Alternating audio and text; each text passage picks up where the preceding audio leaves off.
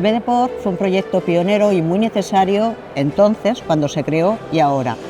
Es no solo un banco de datos, sino un sistema de información que pretende ayudar al sector porcino en su constante evolución hacia mejores parámetros de eficiencia y de sostenibilidad.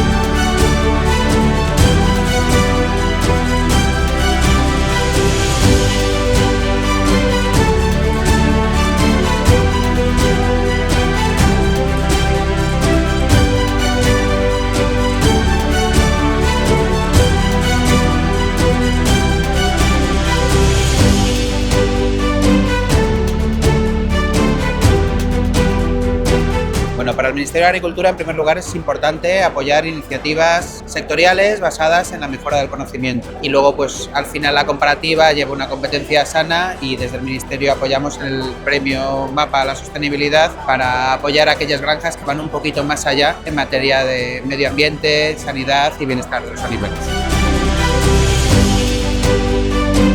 Bueno, para mí significa mucho sacrificio, constancia y trabajo, y luego un reconocimiento al sector generalizado del mundo del porcino y sobre todo en este mundo que está tan difícil y tan complicado.